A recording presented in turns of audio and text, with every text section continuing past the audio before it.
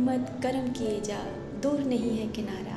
Hello dear friends, welcome back to my channel. आज मैं आपके लिए फिर से एक नई मोटिवेशनल स्टोरी लेकर आई हूँ जो आपको आगे बढ़ने के लिए प्रेरित करेगी, आपको हारने नहीं देगी।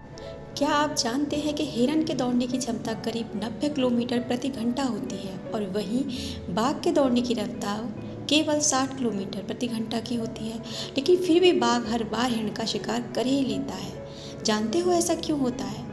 क्योंकि हिरण के मन में डर होता है कि वह बाघ से जीत नहीं पाएगा और इसी डर की वजह से वह बार बार रुककर पीछे मुड़कर देखता है। हिरण के मन का डर उसकी रफ्तार को कम कर देता है और बाघ उसका शिकार कर लेता है। मित्रों, मन का डर हमेशा हमें आगे बढ़ने से रोकता है। जिस व्यक्ति के मन में हार जाने का डर है वह कभी भी अपनी पूरी क्षमता से काम कर ही नहीं सकता। उसका मन उसको हमेशा कमज़ोर होने का एहसास कराता रहेगा। आप चाहे किसी भी फील्ड में हो और आप चाहे कोई भी कार्य कर रहे हो, आपको अपने मन को जीतना बहुत ज़रूरी है। क्योंकि जो व्यक्ति मन से हार जाता है वो अपार क्षमता होने के बावजूद भी कभी सफल नहीं हो सकता। इसी पर ही आपके सामने एक कहानी प्रस्तुत है।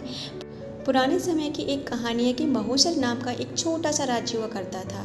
एक दिन गुप्तचरों ने राजा को सूचना दी कि पड़ोसी राज्य हम पर हमला करने वाला है। गुप्तचरों ने बताया कि खबर एकदम पक्की है, सिर्फ 3 दिनों के भीतर पड़ोसी राज्य अपनी विशाल सेना के साथ हम पर हमला कर देगा और उसकी बड़ी सेना के आगे हमारा टिक पाना बेहद कठिन है। राजा बेहद चिंतित हो गया। उसने तुरंत सभा बुलाई और सभी लोगों से सलाह मांगी कि अब हम लोगों का मरना तय है। अगर किसी व्यक्ति के पास कोई सुझाव है तो वह अपना सुझाव हमारे साथ साझा कर सकता है। राजा के चतुर मंत्री ने कहा, राजन, अब जब हम जान पर बनी आई है तो इसका एकमात्र उपाय है कि हमें आज ही पड़ोसी राज्य पर हमला कर देना चाहिए।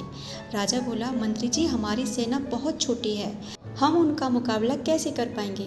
मंत्री बोला, राजन, पड़ोसी राज्य की अभी युद्ध की कोई तैयारी नहीं है। अभी उन पर हमला कर दिया तो वो संभल नहीं पाएंगे और हमारे जीतने की कुछ तो उम्मीदें बनेंगी।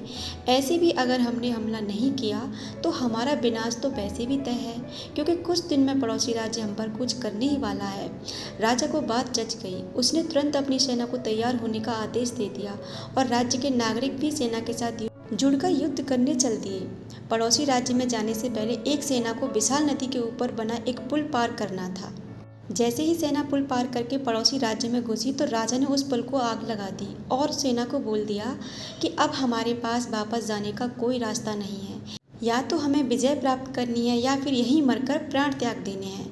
सभी सैनिक अपनी पूरी क्षमता के साथ लड़े और पड़ोसी राज्य की बड़ी सेना को भी मात दे दी। मित्रों, जैसे राजा ने अपनी सेना की असफलता के सभी रास्ते बंद कर दिए, ठीक वैसे ही आपको भी अपनी असफलता के सभी रास्ते बंद करने होंगे।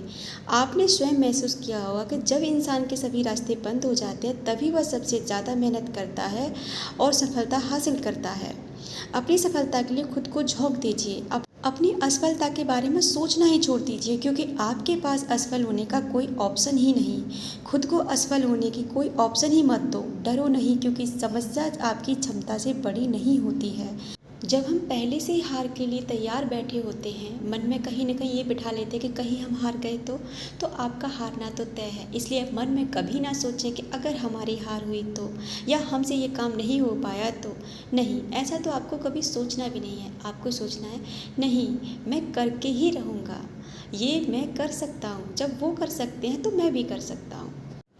आपको ये स्टोरी कैसी लगी कमेंट सेक्शन में ज़रूर बताइएगा। मिलते हैं अपनी नेक्स्ट वीडियो में। मुझे अपना कीमती समय देने के लिए आपका दिल से शुक्रिया।